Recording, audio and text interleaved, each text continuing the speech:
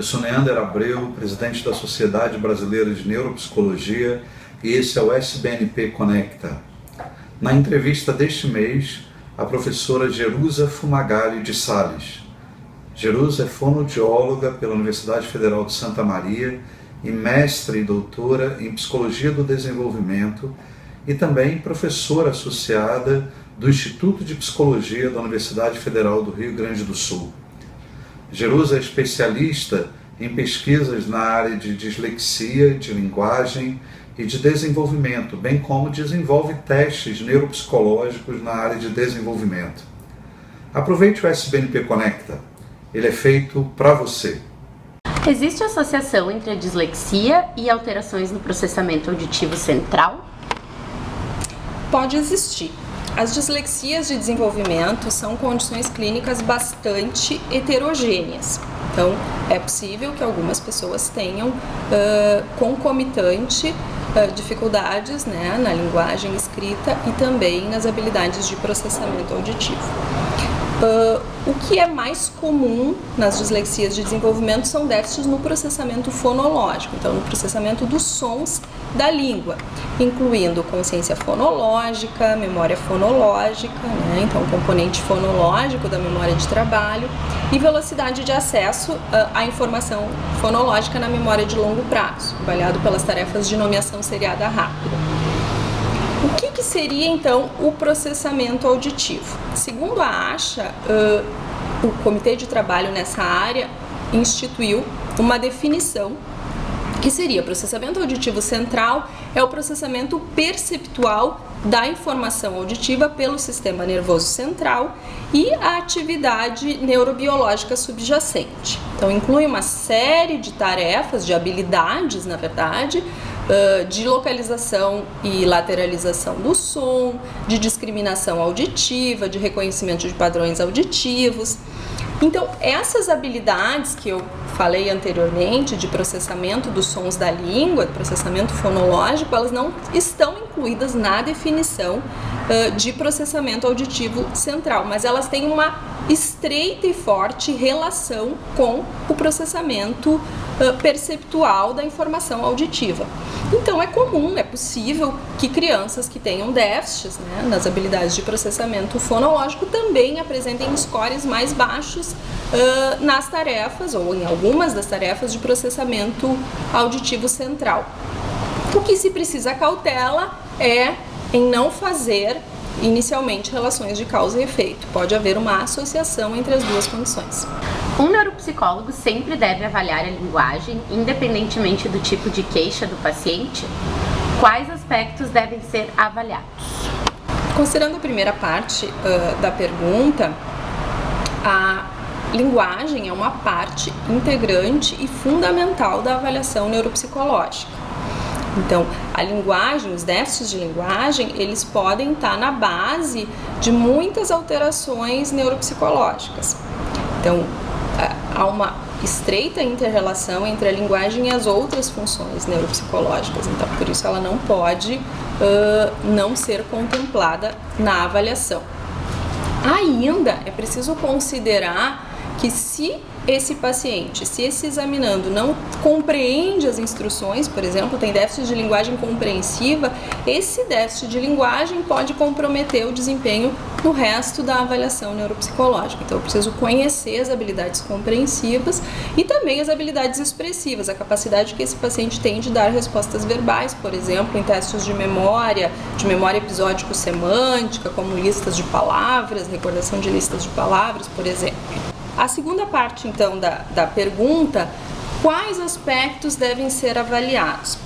Bom, em geral, a avaliação de linguagem é bastante complexa e extensa, porque eu preciso contemplar a modalidade de linguagem oral e de linguagem escrita, nos aspectos compreensivos, receptivos e expressivos, de produção de linguagem. Os estímulos precisam variar em termos de processamento no nível do som, do fonema, ou da letra, grafema, no caso de linguagem escrita. passando pelo processamento lexical, de sentenças, até a avaliação do processamento do discurso ou texto como um todo.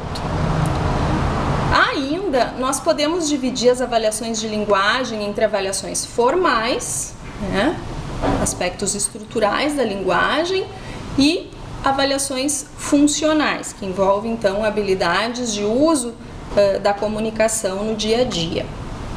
Então, eu preciso contemplar os componentes, né? Fonológico, fonético, semântico, sintático, lexical, morfológico, pragmático e prosódico. Por isso, uma bateria de avaliação geralmente é necessária. Existem poucos testes neuropsicológicos com as normas brasileiras para avaliar a linguagem. De acordo com a sua experiência, as normas encontradas em artigos estrangeiros condizem com a realidade brasileira? Nós mesmos no núcleo de estudos em neuropsicologia cognitiva, temos vários instrumentos, várias normas que são publicadas em artigos. Então, o profissional realmente precisa fazer uma busca e ter à disposição, né, esse corpo de conhecimentos para auxiliar na sua prática clínica ou de pesquisa. Normas, então, estrangeiras seriam adequadas? Não, de forma alguma, né? Especialmente quando estamos tratando de instrumentos de linguagem. Né? Há uma necessidade de estudos específicos para a nossa realidade, considerando a nossa língua e a nossa realidade socioeconômico-cultural. E ainda mais, para complicar a situação, o Brasil tem uma diversidade muito grande em termos linguísticos, em termos socioeconômicos e educacionais, culturais, que, né, acabaria exigindo que normas específicas por região também pudessem ser realizadas.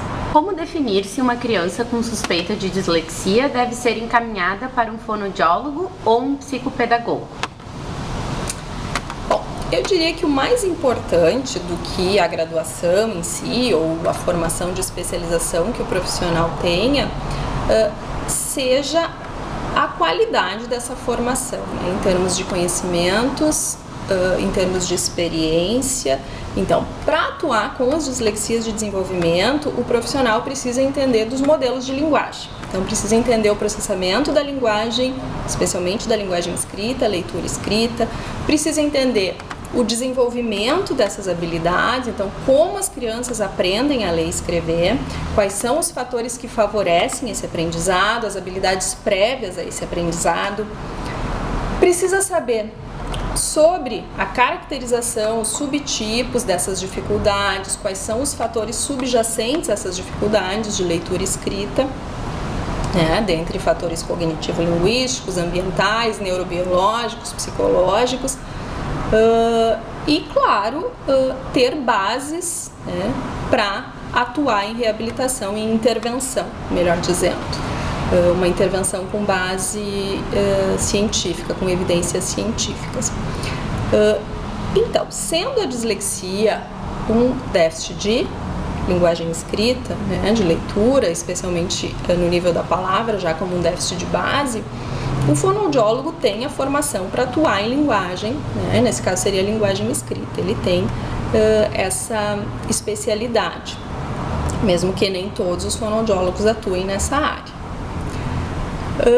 Já a psicopedagogia é uma formação de especialização, então tem que ver a formação de base que esse profissional vai ter, que pode ser psicologia, pode ser fonoaudiologia também, pode ser pedagogia, então ele também estaria, né, apto para atuar com as dificuldades de aprendizagem de leitura e escrita. Então, mais do que a formação específica de uma área ou de outra, seria os conhecimentos e experiência adquiridos por esse profissional. É importante que todo fonoaudiólogo tenha algum conhecimento na área de neuropsicologia? Eu diria que sim. Independente da área de atuação dentro da fonoaudiologia, é importante conhecer as relações entre os processos cognitivo, linguísticos e as suas bases neurobiológicas. Então, entender um pouco como é que funcionam os processos perceptuais, atencionais, linguísticos, funcionamento executivo. O fonoaudiólogo precisa ter uma noção das várias especialidades que compõem a fonoaudiologia. Sendo a neuropsicologia uma dessas especialidades, né, recentemente reconhecida pelo Conselho Federal de Fonoaudiologia, é muito importante que ele tenha um conhecimento dessa área. As graduações em fonoaudiologia já contemplam esses conhecimentos, né, sendo em disciplinas específicas de neuropsicologia, ou esse corpo de conhecimentos é inserido em outras disciplinas no curso. Eu diria também que essa abordagem neuropsicológica poderia auxiliar, né, complementar o trabalho do fonoaudiólogo, mesmo que ele atue em outras áreas que não especificamente essa. E se a gente pensar, os profissionais da área da saúde e também da área da educação também precisam ter um conhecimento, mesmo que superficial, da neuropsicologia, para ao menos poder identificar quando, né, uma pessoa precise de uma avaliação neuropsicológica específica.